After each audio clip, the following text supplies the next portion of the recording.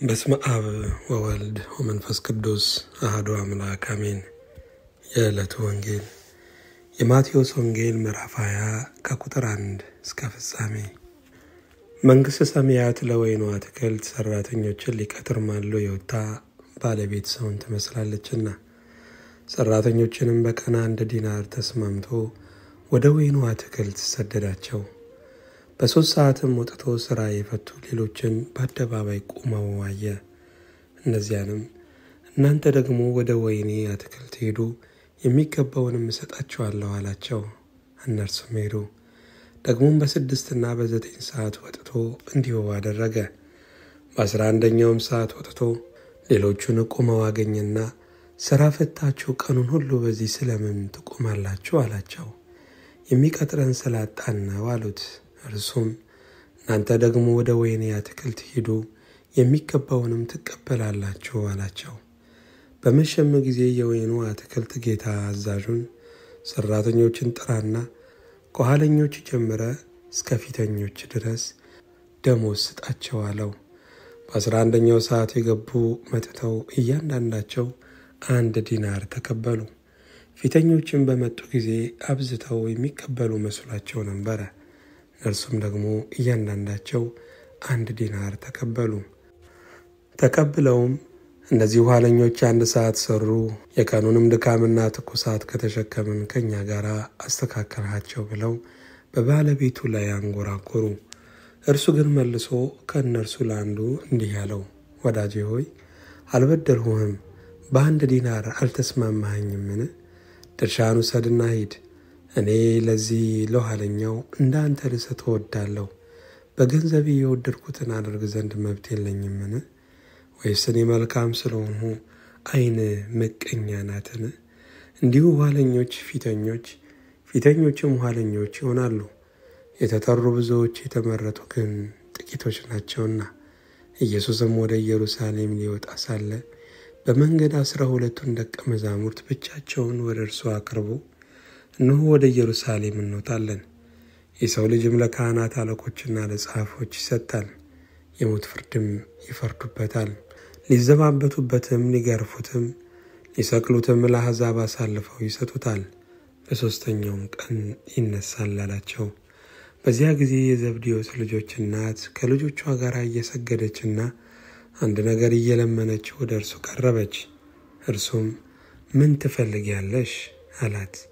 እርሷም እነዚህ 2 ልጆቼ አንዱ በቀኝ አንዱም በግራ በመንግሥት እንዲቀመጡ እዘዝ አለችው። ኢየሱስ ግን መልሶ የምትለምኑትን አታውቁም። እኔ ልጠጣው ያለውን ጽዋ ልትጠጡ እኔም የምጠመቀውንም ጥመት ልትጠመቁ ትችላላችሁን አለ። እንችላለን አሉት።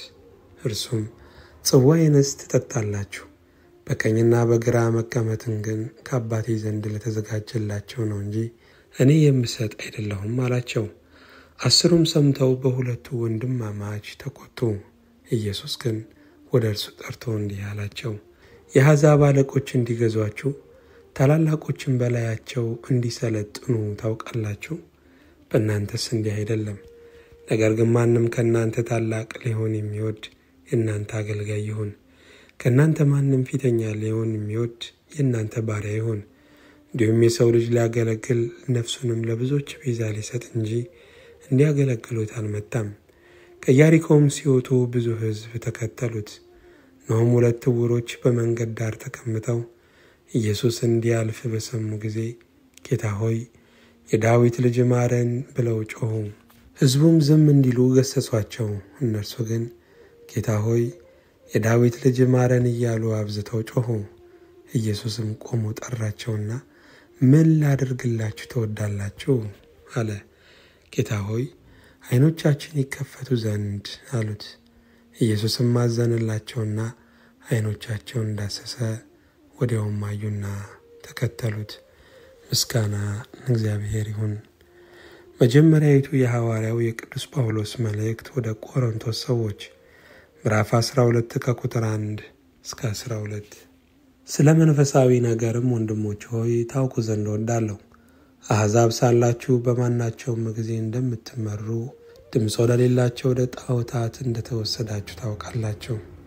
ስለዚህ ማንም በእግዚአብሔር መንፈስ ሲናገር ኢየሱስ የተረገመ ነው የሚል እንደሌለ በመንፈስ ቅዱስም ካልሆነ በቀር ኢየሱስ ጌታ ነው ሊል አንድስ እንኳን እንዳይችል አስታውቃችኋለሁ።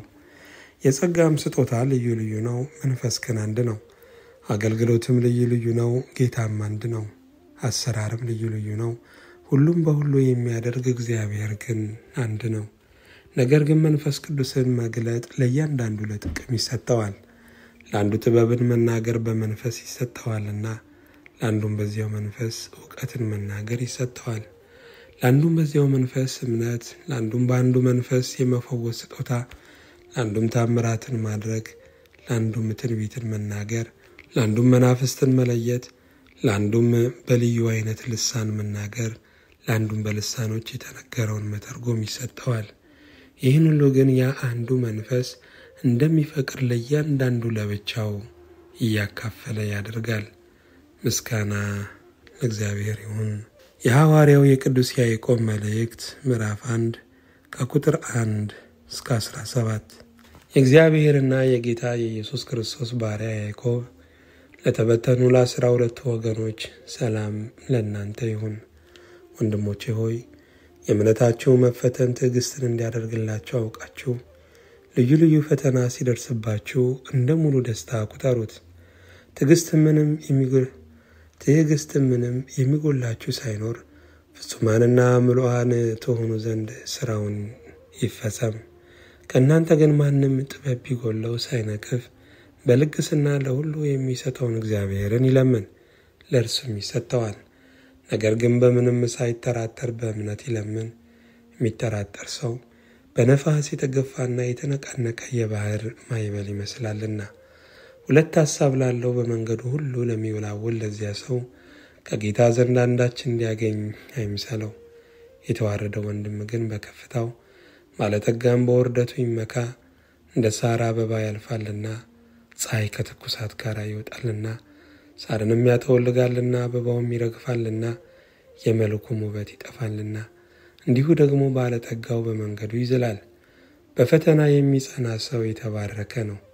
ከተፈተነ በኋላ ለሚወዱት ተስፋ ስለ እርሱ የሰጣቸውን የሕይወትን አክሊል ይቀበላልና። ማንም ሲፈተን በእግዚአብሔር እፈተናለሁ አይበል፣ እግዚአብሔር በክፉ አይፈተንምና። እርሱስ ራሱስ ማንንም አይፈትንም። ነገር ግን እያንዳንዱ በራሱ ምኞት ሲሳብና ሲታለል ይፈተናል። ከዚህ በኋላ ምኞት ጸንሳ ኃጢአትን ትወልዳለች። ኃጢአትም ካደገች በኋላ ሞትን ትወልዳለች። የተወደዳችሁ ወንድሞች ሆይ አትሳቱ። በጎ ስጦታ ፍጹምም በረከት ሁሉ ከላይ ናቸው። መለወጥም በእርሱ ዘንድ ከሌለ፣ በመዞርም የተደረገ ጥላ በእርሱ ዘንድ ከሌለ ከብርሃናት አባት ይወርዳሉና። ምስጋና ለእግዚአብሔር ይሁን። የሐዋርያት ሥራ ምዕራፍ 12 ከቁጥር 1 እስከ 12። በዚያም ዘመን ንጉሡ ሄሮድስ መከራ ያጸናባቸው ዘንድ ከቤተ ክርስቲያኑ በአንዳንዶቹ ላይ እጁንም ጫነባቸው። የዮሐንስንም ወንድም ያዕቆብን በሰይፍ ገደለው። አይሁድንም ደስ እንዳሰኛቸው አይቶ ጨምሮ ጴጥሮስን ደግሞ ያዘው። የቂጣ በዓልም ወራት ነበረ። በያዘውም ጊዜ ወደ ወህኒ ያገባው። ከፋሲካም በኋላ ወደ ሕዝብ ያወጣው ዘንድ አስቦ እያንዳንዱ 4 ወታደሮች ሆነው እንዲጠብቁት ለ4 ጭፍራ ክፍል አሳልፎ ሰጠው። ጴጥሮስም በወህኒ ይጠበቅ ነበረ። ነገር ግን በቤተ ክርስቲያን ስለ እርሱ ወደ እግዚአብሔር ጸሎት አጥብቆ ይደረግ ነበረ። ሄሮድስም ሊያወጣው ባሰበ ጊዜ በዚያች ሌሊት ጴጥሮስ በ2 ሰንሰለት ታስሮ ከ2 ወታደሮች መካከል ተኝቶ ነበረ። ጠባቂዎቹም በደጁ ፊት ሆነው ወህኒውን ይጠብቁ ነበረ። እነሆም የጌታ መልአክ ቀረበ፣ በቤቱ ውስጥም ብርሃን በራ። ጴጥሮስንም ጎድኑን መትቶ አነቃውና ፈጥነህ ተነሳ አለው። ሰንሰለቶቹም ከእጁ ወደቁ። መልአኩም ታጠቅና ጫማህን አግባ አለው። እንዲሁም አደረገ። ልብስህንም ልበስና ተከተለኝ አለው። ወጥቶም ተከተለው። ራእይንም የሚያይ ይመስለው ነበር እንጂ በመልአኩ የሚደረገው ነገር እውነት እንደሆነ አላወቀም። የመጀመሪያውንና የሁለተኛውንም ዘብ አልፈው ወደ ከተማ ወደሚያወጣው ወደ ብረቱ መዝጊያ ደረሱ። እርሱም አውቆ ተከፈተላቸው። ወጥተውም አንዲት ስላች አለፉ። ወዲያውም መልአኩ ከእርሱ ተለየ። ጴጥሮስም ወደ ልቡ ተመልሶ ጌታ መልአኩን ልኮ ከሄሮድስ እጅ የአይሁድ ሕዝብ ይጠብቁት ከነበረ ሁሉ እንዳዳነኝ አሁን በእውነት አወቅኩ አለ። ማስተዋለም ጊዜ እጅግ ሰዎች ተከማችተው ይጸልዩበት ወደ ነበረው ማርቆስ ወደ ተባለው ወደ ዮሐንስ እናት ወደ ማርያም ቤት መጣ። ምስጋና ለእግዚአብሔር ይሁን። የማርቆስ ወንጌል ምዕራፍ 1 ከቁጥር 19 እስከ 23። ወዲያውም መረባቸውን ትተው ተከተሉት። ከዚያም ጥቂት እልፍ ብሎ የዘብዴዎስን ልጅ ያዕቆብን ወንድሙንም ዮሐንስን ደግሞ በታንኳ ላይ መረባቸውን ሲያበጁ አየ። ወዲያውም ጠራቸው። አባታቸውንም ዘብዴዎስን ከሙያተኞቹ ጋር በታንኳ ላይ ትተው ተከትለውት ሄዱ። ወደ ቅፍርናሆምም ገቡ። ወዲያውም በሰንበት ወደ ምኩራብ ገብቶ አስተማረ። እንደ ባለሥልጣን ያስተምራቸው ነበር እንጂ እንደ ጻፎች አይደለምና በትምህርቱ ተገረሙ። በዚያን ጊዜም በምኩራባቸው ርኩስ መንፈስ ያለው ሰው ነበረ። እርሱም የናዝሬቱ ኢየሱስ ሆይ ካንተ ጋር ምን አለን? ልታጠፋን መጣህን? ማን እንደሆንህ አውቄአለሁ፣ የእግዚአብሔር ቅዱሱ ብሎ ጮኸ። ኢየሱስም ዝም በል ከእርሱም ውጣ ብሎ ገሰጸው። ርኩሱም መንፈስ አንፈራገጠውና በታላቅ ድምፅ ጮኾ ከእርሱ ወጣ። ምስጋና ለእግዚአብሔር ይሁን።